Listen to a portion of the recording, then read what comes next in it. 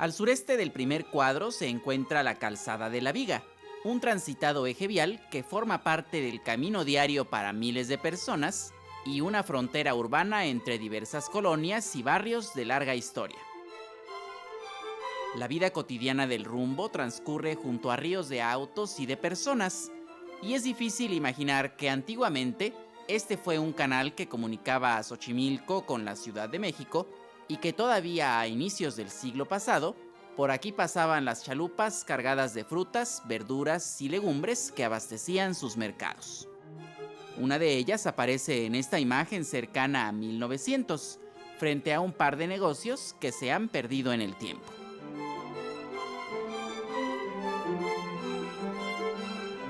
Más allá de su importancia comercial, la Viga también era uno de los paseos preferidos de los capitalinos, que se alejaban de la gran urbe para dar un recorrido en trajinera, disfrutando los paisajes naturales, rodeados de viviendas rústicas, y el folclor de la música y el baile en las fiestas locales, escenarios de convivencia entre familias y amigos.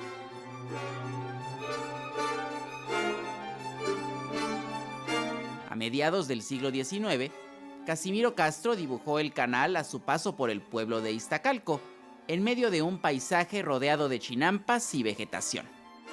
Al centro estaba el Puente de Santiago, que hoy corresponde a la avenida del mismo nombre, y también destaca el buque de vapor que ofrecía viajes turísticos entre México y Chalco.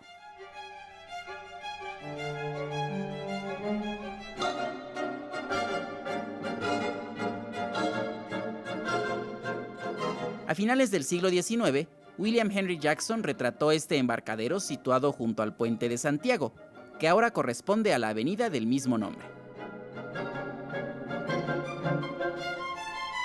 Esta pintura muestra otro ángulo del mismo lugar, con personajes muy diversos y una fuente que adornaba la plaza principal.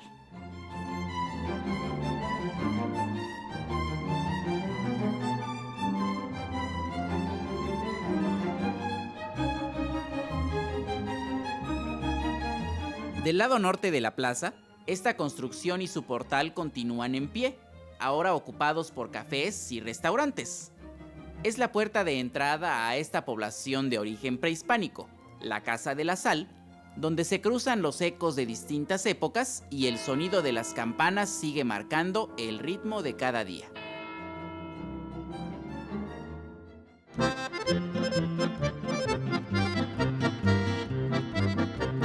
El centro de Iztacalco es la parroquia de San Matías Apóstol, cuya fundación se remonta al siglo XVI, aunque fue reconstruida en el XVIII, con detalles de estilo barroco estípite que se pueden apreciar en la portada y también en la decoración de la torre. El arco de piedra que da acceso al atrio es el símbolo del metro Iztacalco, ubicado a unas cuadras. Y en esta fotografía de 1873, un grupo de mujeres se reúnen junto a la fuente, en una postal que contrasta con la actualidad.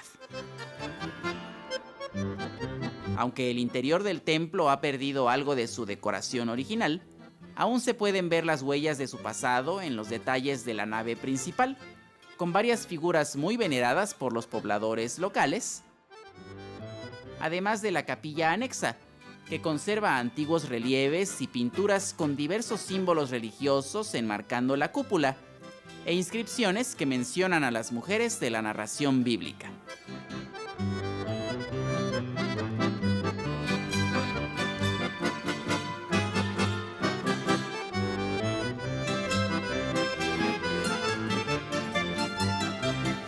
San Matías es el espacio de convivencia local en una comunidad que ha conservado tradiciones y vínculos que no distinguen edades y está regida por mayordomías que organizan festejos todo el año.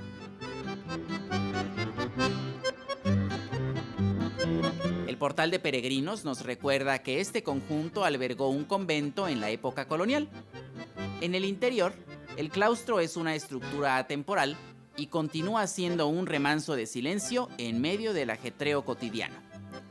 Las paredes conservan algunos fragmentos de pintura mural, con versos alusivos a su pasado franciscano. y los salones han sido bautizados con los nombres de los barrios cercanos. Desde las alturas, los límites entre ellos se pierden por completo y solo quedan las cúpulas y las torres en el horizonte, unidas a las expresiones más visibles de la modernidad. La calle de Santa Cruz es el camino que conduce al barrio del mismo nombre, donde los vecinos mantienen la costumbre de adornar con flores y papeles de colores. Las cuadras sinuosas y empedradas de Iztacalco son un vestigio de su antiguo trazo, surcado por acequias y canales ya desaparecidos.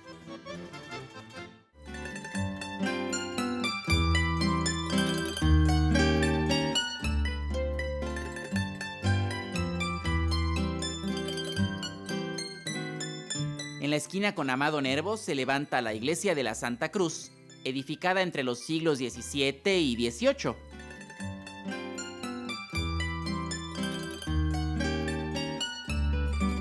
Más de 100 años después, su fachada se reconoce en el fondo de esta toma, donde varios lugareños y trabajadores anónimos se reúnen a platicar.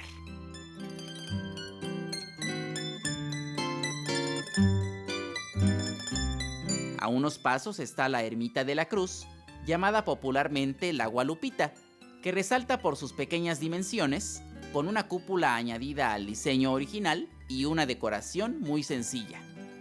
Quizá nadie la conoce mejor que Luciano, su vecino de toda la vida. La casa donde nació se ubica a espaldas de la capilla y desde ahí ha sido testigo y también protagonista de los cambios del barrio, que a pesar del tiempo todavía guarda su esencia. Platicar con él es compartir innumerables anécdotas e imágenes, desde las fotos familiares y de celebraciones locales, hasta las estampas de una época que no se ha ido del todo, pues permanece en el recuerdo de los pobladores. Esta, por ejemplo, nos lleva a navegar por el canal de Tezontle en la primera mitad del siglo pasado, donde las embarcaciones repletas de hortalizas han dado paso a las rutas del transporte público. Y en esta vista de la misma época, un grupo de hombres posan frente al puente de Santiago.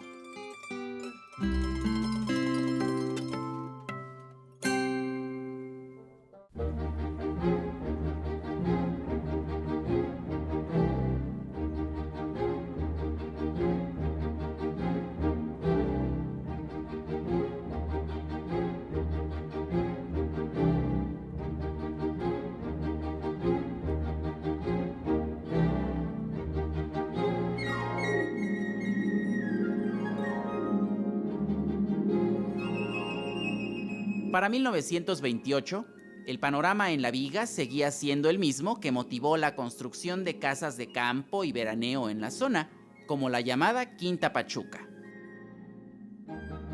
Esta vivienda aún existe en el barrio de Zapotla y mantiene intacta su decoración de estilo ecléctico,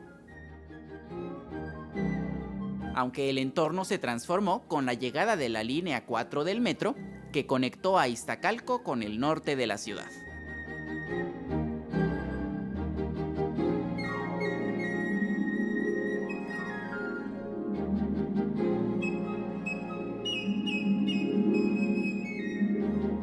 Luego de atravesar Iztacalco y Santa Anita, el Canal de la Viga hacía otra escala en el cruce con la calzada Chabacano.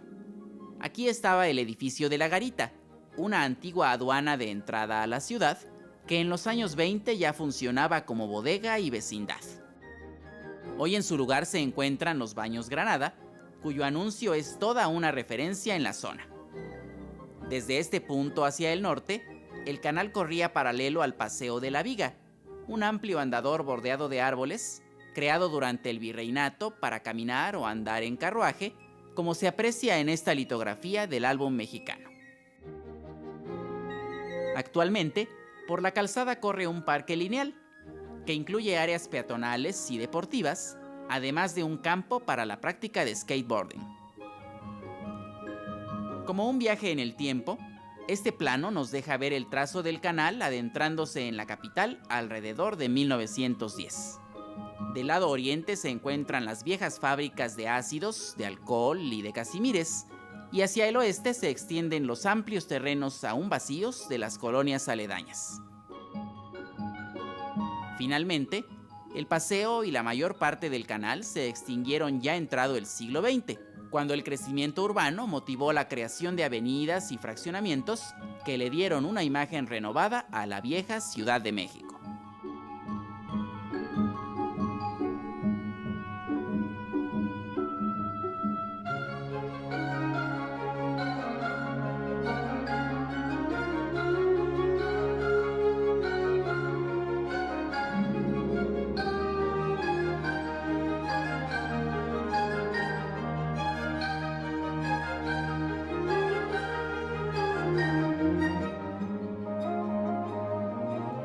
Sin embargo, otra amplia sección continúa con mucha vida al sur de la capital, justo en los límites de Coyoacán e Iztapalapa.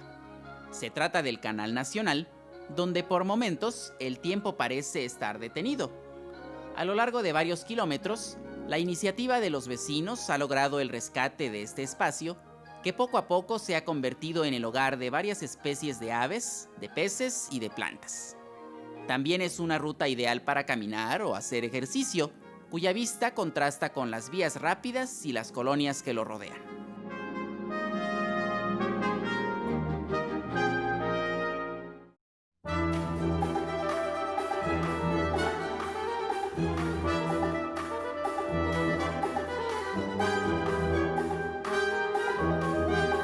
Del otro lado de la ciudad, la herencia prehispánica que ha llegado hasta nuestros días y la importancia en el mapa urbano caracterizan al antiguo pueblo de Tacuba, el lugar sobre las Jaras.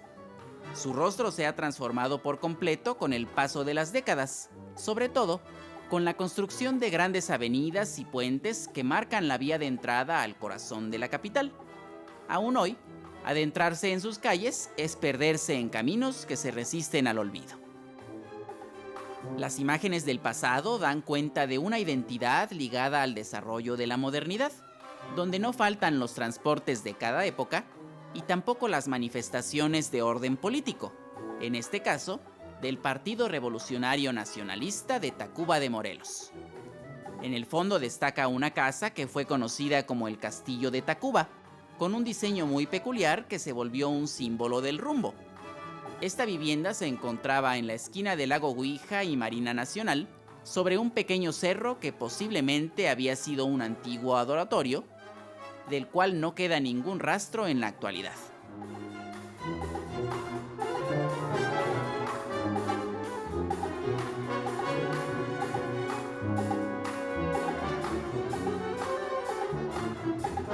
El centro de Tacuba es el templo de San Gabriel Arcángel, cuya imagen actual se remonta al siglo XVIII, con una fachada de estilo barroco que muestra los emblemas de la orden franciscana.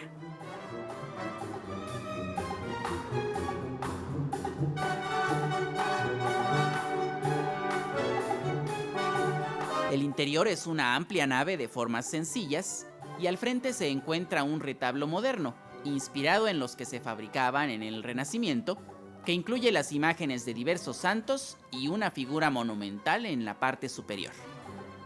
El culto más arraigado es el del Santo Niño de los Milagros, que recibe de la gente todo tipo de regalos y juguetes, y cada 4 años se viste con la camiseta nacional para apoyar a la selección mexicana en el Mundial de Fútbol.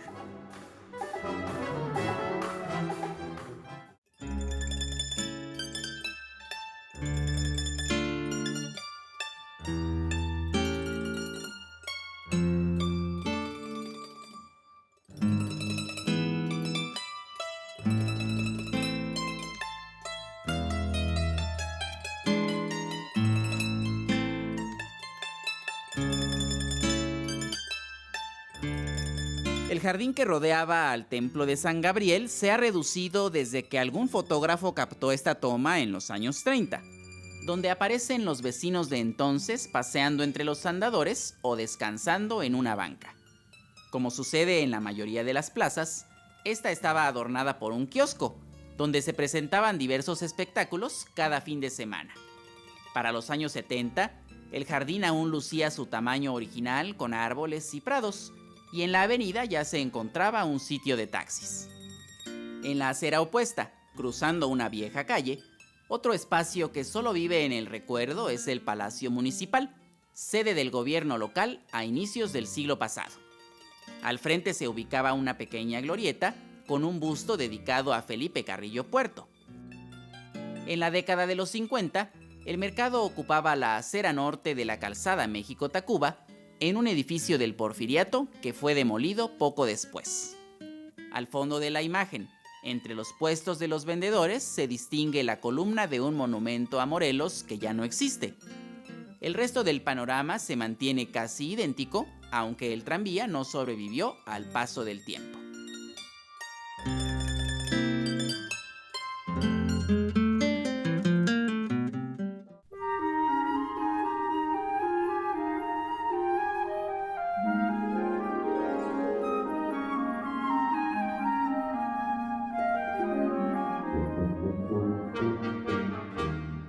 Así se veía el cruce de Golfo de Adén y Lago Hurón en los años 50, cuando pasaba por aquí una línea de camiones. En esta esquina se ubica un punto emblemático de Tacuba, una cantina que ha visto pasar a generaciones de clientes y parroquianos desde su apertura en 1904, también del otro lado de la barra.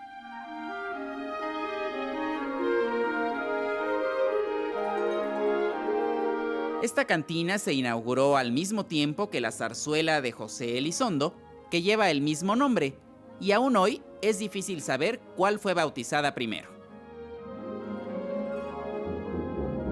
Uno de los clientes más famosos fue Enrique Alonso Cachirulo, quien visitó el lugar en busca de algún recuerdo antes de montar de nuevo la zarzuela Chin Chun Chan, dejando un par de fotografías en la entrada y en la barra, vestido como el personaje principal.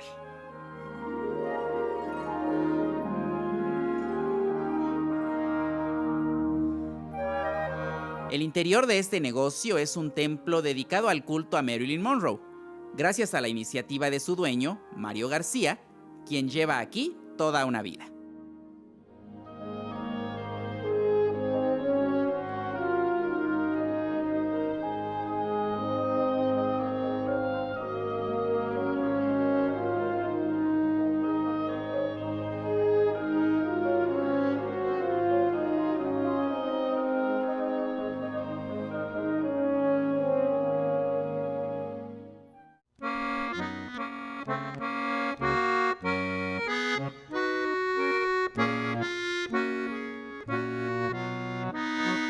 Como su nombre lo indica, la calzada México-Tacuba era y sigue siendo el camino que une a esta población con el centro, ya sea por la avenida o debajo de ella, en algún vagón del metro.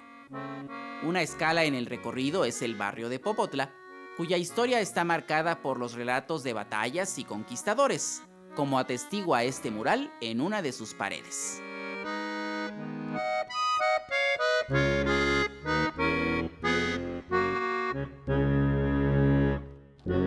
Entre los edificios de esta colonia, el más famoso es el viejo Colegio Militar, un palacio de estilo ecléctico que fue inaugurado en 1910 como sede de la Escuela Normal para Maestros. Después de la Revolución, este enorme conjunto fue destinado a la enseñanza castrense, conservando los espacios originales y adaptándolos a las nuevas funciones, como se puede notar en distintas imágenes. Desde la sala de esgrima, donde los cadetes de los años 20 practicaban bajo la atenta mirada de un instructor, hasta el salón de actos, que está decorado con 2 alegorías de la educación realizadas por el artista Daniel del Valle.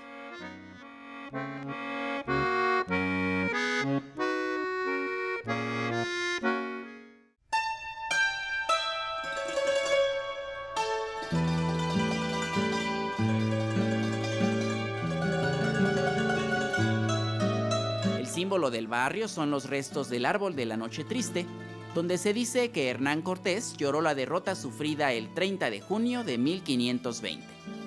Aunque el ahuehuete fue quemado en tiempos más recientes, su figura permanece en múltiples tarjetas postales, retratado desde distintos ángulos y con diferentes personajes a su alrededor, que venían de todas partes para conocerlo y disfrutar del ambiente tranquilo de los alrededores.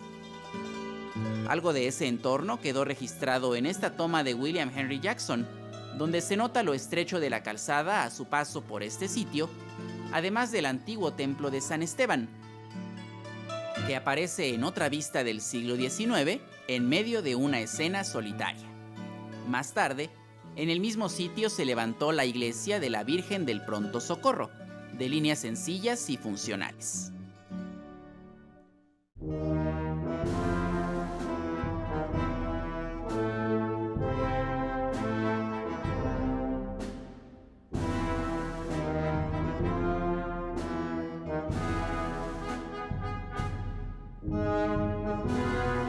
La leyenda de la Noche Triste también divide las opiniones, pues según algunos, el verdadero árbol es este, que todavía se puede admirar en la esquina de Marina Nacional y Golfo de Bengala.